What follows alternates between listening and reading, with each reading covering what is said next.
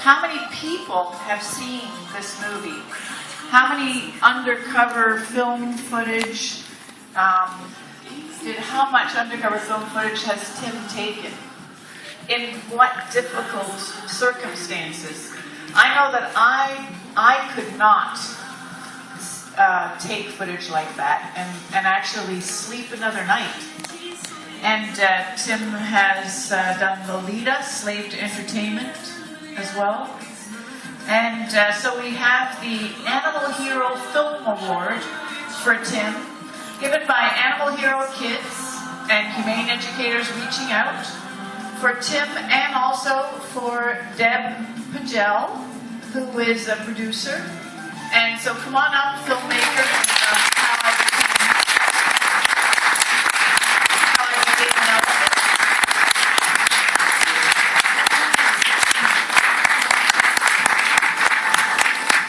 And this morning we gave the Ricky Williams Animal Hero Kids Award to Juliet, and she's Skyped in from California, as you heard, with 180 St. Anthony students. Let me just read what that says to them. Humane Educators Reaching Out and Animal Hero Kids is proud to present the 2012 Animal Hero Film Award to the documentary movie How I Became an Elephant. The film poignantly educates about the cruelty inherent in the capturing, transporting, training, and the unnatural chaining of elephants abused in the entertainment industry. The filmmakers, producers, directors, and videographers have worked selflessly and in some instances in very dangerous circumstances to document the sad reality for elephants, while simultaneously threading the story with hope. So, great job. Thank you very much.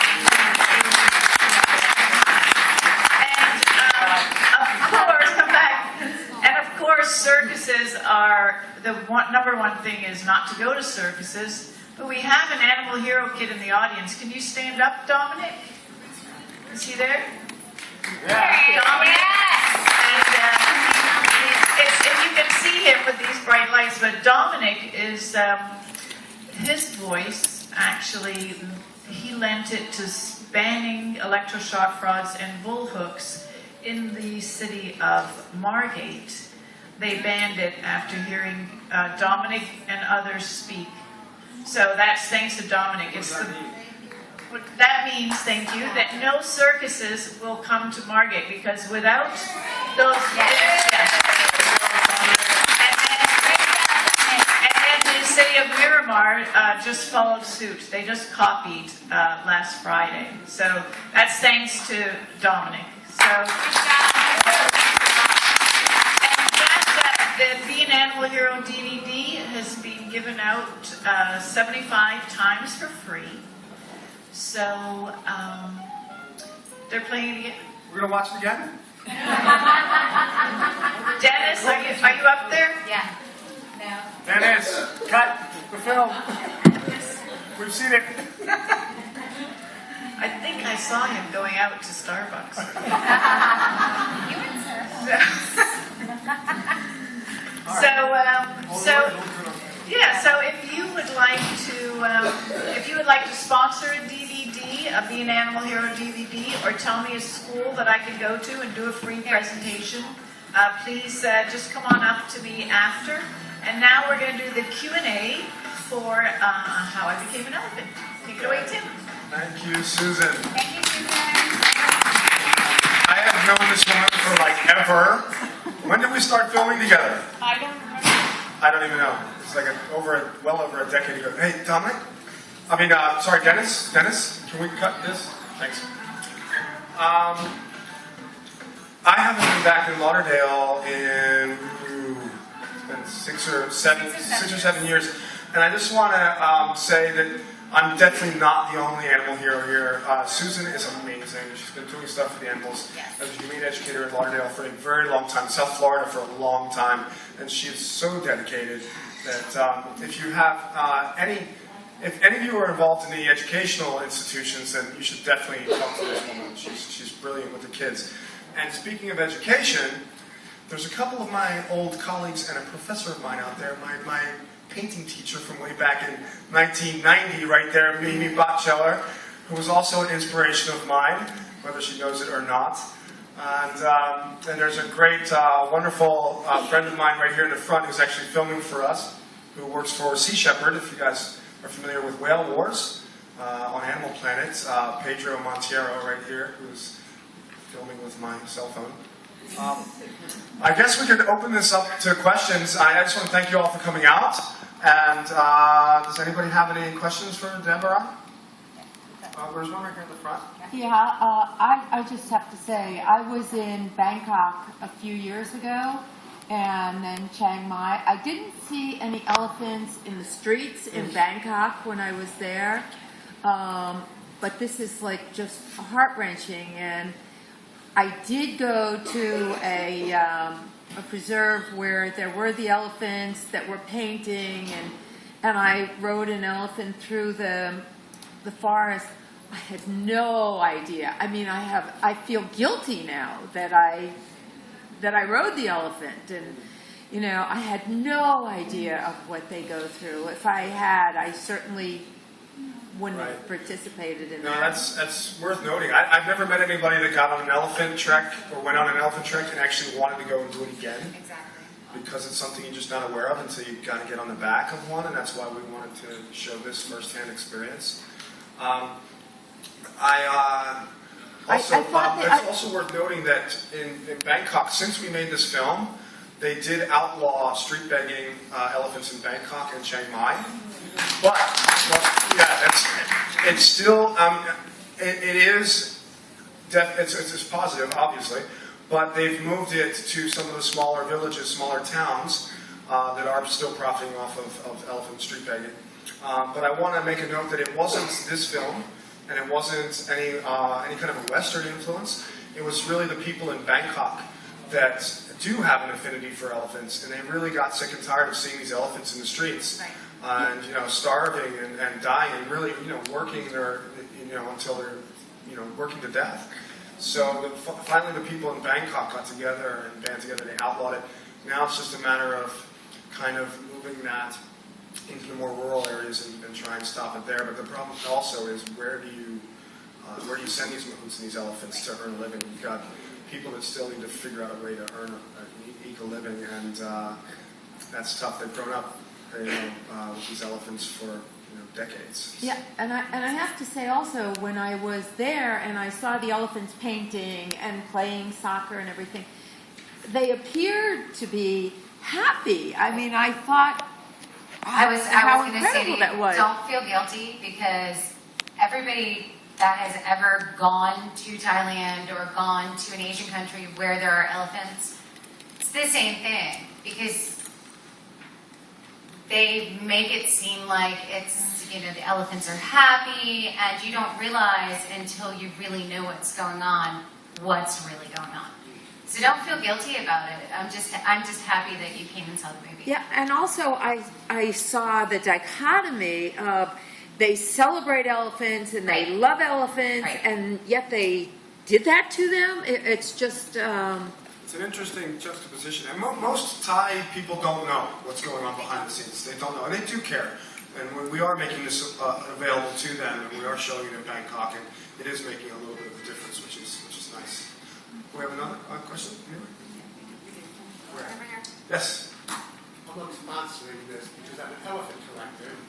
You collect elephants? Hundreds of miniature elephants. Oh, cool. All over the world. And one of the most beautiful sights we've ever seen was when we did years ago. What year was it? In summer, in Africa, watching hundreds of elephants come out of the water, wet to their bellies. Amazing. And see an elephant being born. Wow, it's beautiful. Wow, Right? That's rare. amazing. Yeah. That's amazing. Wow. Good year. They were traveling in Africa, and you witnessed an elephant birth, a wild elephant birth. Wow. That's beautiful. That's amazing. They witnessed a wild elephant birth in Africa. That's beautiful. Yeah. Yes. Are they trying to turn elephant-friendly tourism? The question is, are they trying to turn around and make it more elephant-friendly tourism in Thailand, you're referring to? There is an effort. You notice, LEC, of course, is obviously, she's been fighting a system from within the system for decades, for 30 years now. And you saw the president of Surin district was also involved in trying to, what he calls the Bring the Elephants Home campaign, was trying to bring the elephants back to Surin district and turn it into more of a kind of a safari experience where you can go and witness elephants being elephants in the wild. But he's also up against a lot of political power on the other side. And elephants are a symbol of power in Thailand and wealth. So you have very few people who own a lot of elephants, and they're worth a lot of money. And they rent out these elephants to these different camps and parks. So the whole elephant mahout and elephant owner relationship has changed over the years, and now it's become much more of a business. But there are people making a concerted effort. It's been slow going, that's for sure. Yeah. How long did it take you to produce this film? How long did it take to produce? When did we start? I think we started in 2006, 2005. Well, I started filming with LEC in 2005, but it was very short. Yeah. I was going over there for a week or two, and then I moved over there in 2007. Yeah. 6, I used to work here at the Art Institute, by the way, 2007. and I left the Art Institute before Lauderdale in 2005, and then went to move to Thailand to work with LEC a little bit, and started filming with her, and off and on for years, and then met Juliet in 2009. And Juliet and I went back over. She was planning to go over anyway, so it made sense. And then we spent about a year in post doing editing and music and all that kind of stuff. Yeah, which was just this past year. As I say, over a year. So it's been a long road. Yeah. Was the government helpful to you while you were over there? It depends. They liked me at first. The Thai Tourism Authority liked me at first. They're not real fond of me now. The president of Surin is he's got our back a little bit, but on a higher level, they knew what I was doing and they weren't real happy about it. But since I was so well connected with LEC, who's become quite a powerful figure over there, they kind of let me do my thing, which was actually a surprise. Yeah. Does somebody have a question? Yeah, there's a lot of people over here. I can't see It's anything. Dominic. There's Dominic Dominic? right there. Dominic, what's up, man? Come over here, Tim. What's up? Come over here, because it's not as bright. Okay. Yeah, right here. Yeah. Oh, wow. Yeah. Oh, there's people. Yeah. There's Dominic. Protest was protesting brothers, and when we were leaving, I saw like the cage, and there was this baby elephant swaying back and forth, and it just kept swaying and swaying, and it was just like how they stuck together. That was at Cole Brothers. Stereotypies. Cole Brothers Circus as he was leaving So Dominic was leaving Cole Brothers Circus where? at a protest. So was that in Margate or was that somewhere down here? Okay. Okay. Yeah. We had a really powerful circus scene in this film, but it didn't quite fit the structure of the film, and I wanted to tie the American circuses, no pun intended, tie them to Thailand.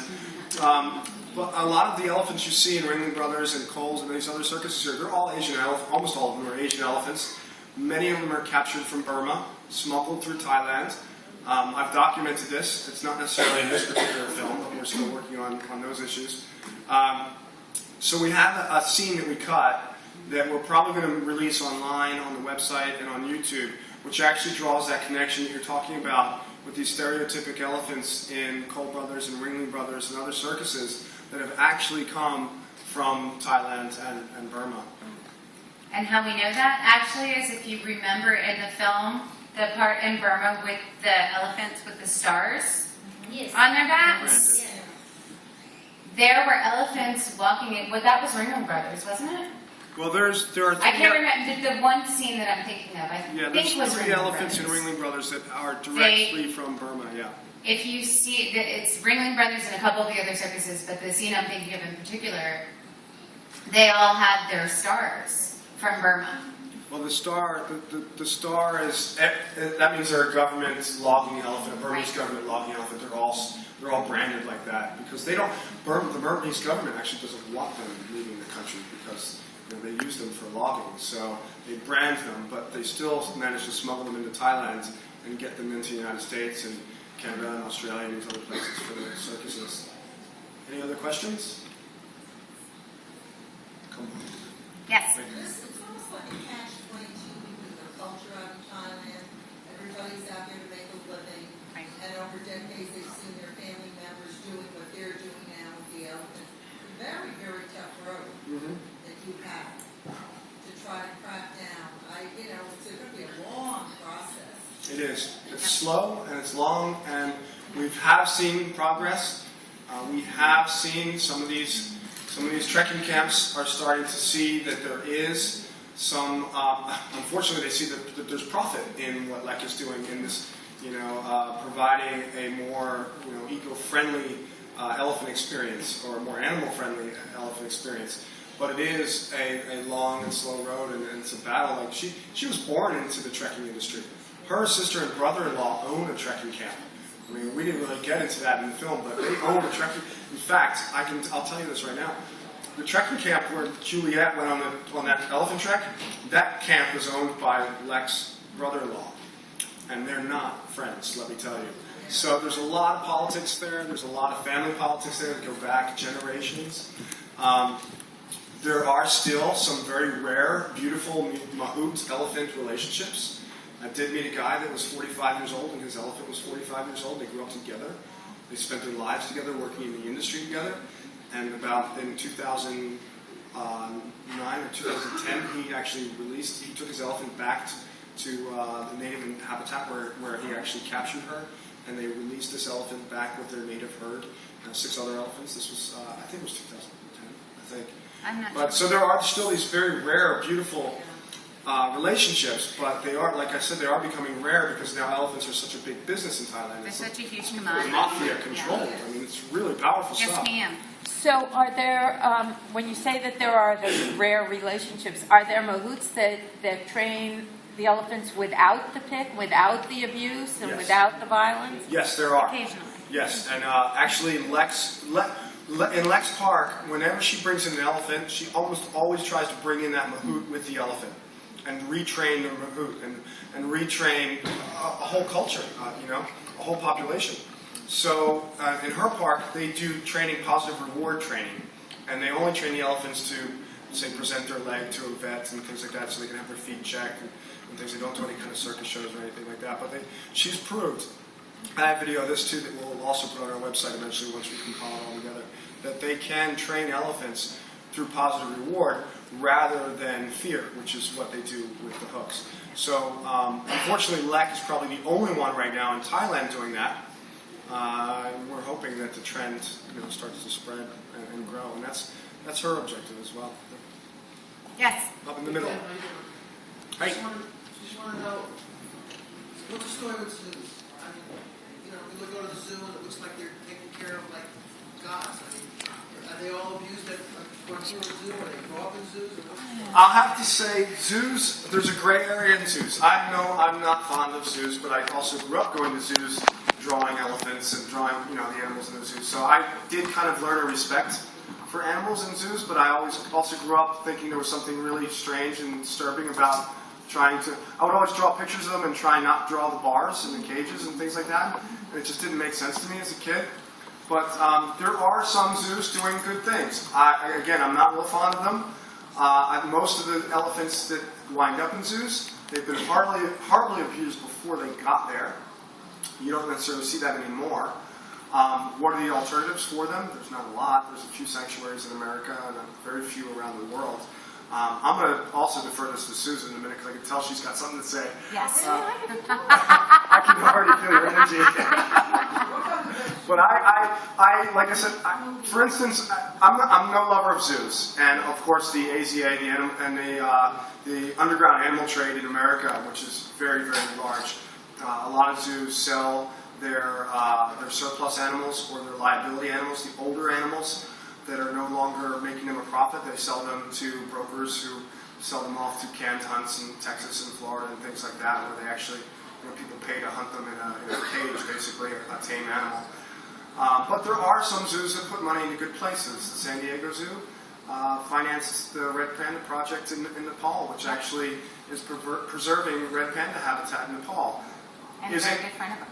Can it be considered greenwashing? Yes, it's definitely greenwashing. And how much money do they put towards it? Not a lot of profits, but they are putting a little money towards it. And I think, Susan, did you want to say something about that?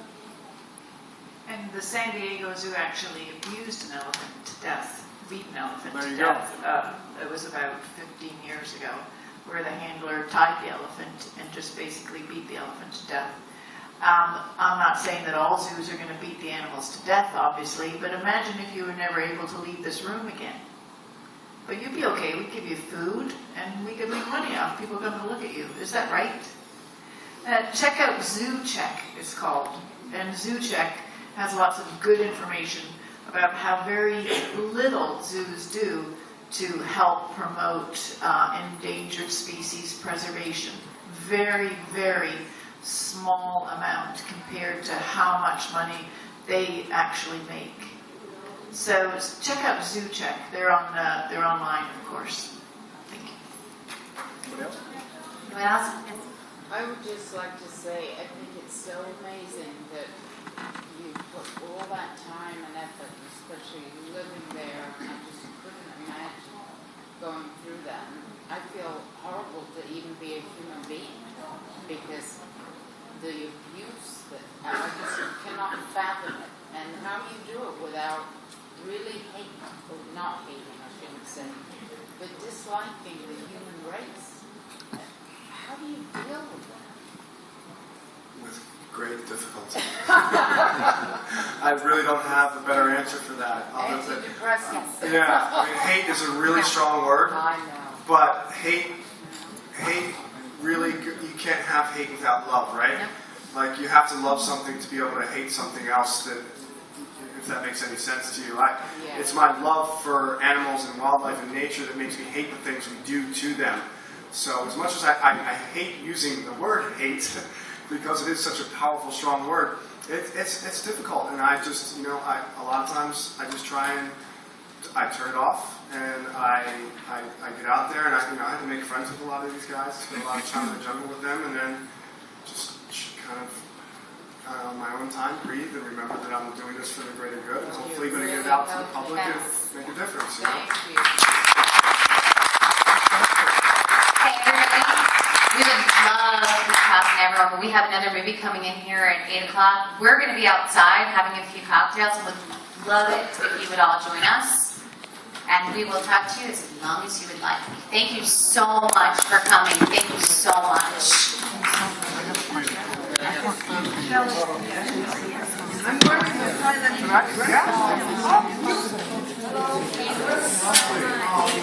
to